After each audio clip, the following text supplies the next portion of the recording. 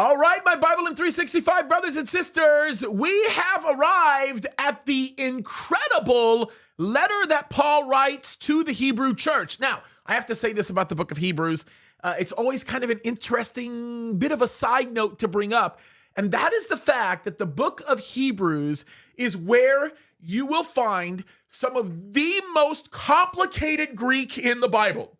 I promise you that. If you want to find the most basic Greek in the Bible, you find it in the Gospel according to John. If you want to find the most complicated Greek in the Bible, you will find it in the book of Hebrews. Now, there's several reasons for that. Perhaps one of the most significant variables that's involved in the complexities of the Greek language as it is written in Hebrews centers around the idea that the language structure is actually being communicated through an actual language that doesn't facilitate the structure itself. In other words, you have the Hebrew mind being communicated through the Greek tongue. So this is kind of interesting when you think about it, because if you look at the Hebrew language is one that necessitates a very dynamically equivalent approach, where the Greek language is a word-for-word type of a language. I can give you an example of this, and I'll use Arabic to demonstrate it.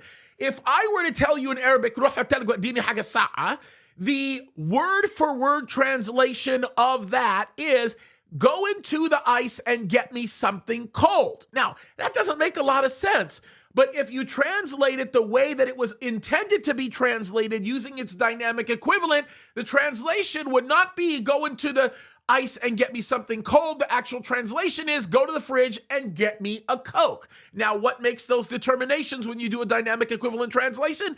You think about things like tone. You think about things like context. You think about things like word structures. In the Greek language, the complexities associated with the amount of vocabulary alone that exists within the language is significantly larger than that in the Hebrew language. So when you take the poetic variables that exist within the Hebrew language and you translate them into the Greek language using a Hebrew mind, it can be very, very complicated. But what is amazing about this is it provides for us some in-depth insight into the Hebrew culture. Now, here is the premise behind the book of Hebrews, okay?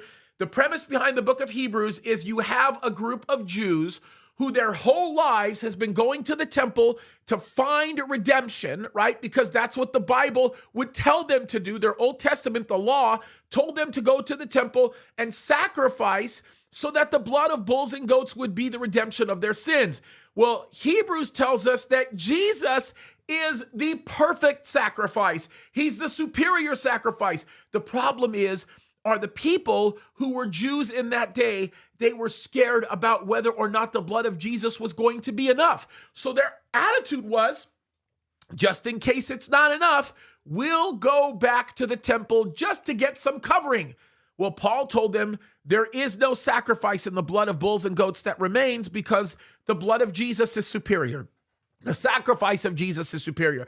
Jesus is superior to the angels. As a matter of fact, he even goes on to tell us that Jesus is the superior priest. Now, that's kind of interesting, because some of you might say, he is the Lion of the tribe of Judah. If he comes from the tribe of Judah, how in the world can he be a priest?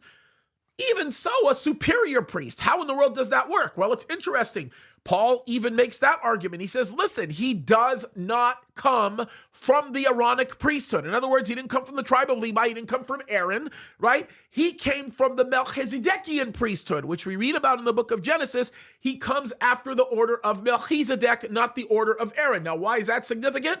Well, Melchizedek was the one that Abraham ran into, and Abraham was Aaron's great-great-great-great-great-grandfather, okay? You understand that? So the idea here, I may need to add two more greats, but you get the idea. You are talking about a completely different thing. So the idea is Jesus, or the truth is, Jesus was there before Aaron was there. Jesus was there with Abraham. And it's funny, because that's why the Pharisees got so upset when Jesus said, before Abraham was, I am. That's what he's talking about, and that's the argument that gets made in the book of Hebrews. Now, there are some areas that we should be looking at very closely.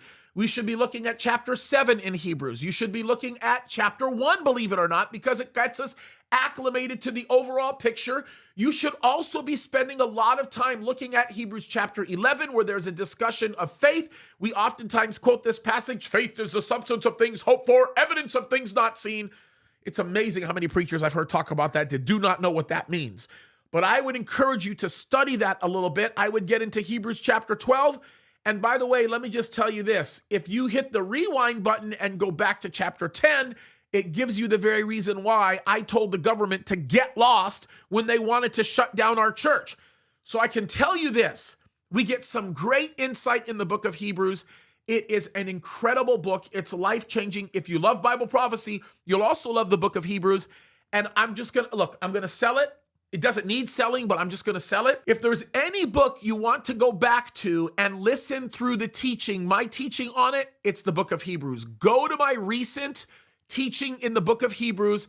I've done something like, I want to say something like 25 studies. All very lengthy, but they give you some incredible insight as into what the Apostle Paul was talking about. You'll learn a lot about Hebrew culture. You'll learn a lot about spiritual warfare. You'll learn a lot about Bible languages as well. It's a great series to go through. So there it is, folks. I'm excited. You are doing a great job. I'm extraordinarily proud of you. Keep fighting the good fight. Y'all are doing great. God bless you.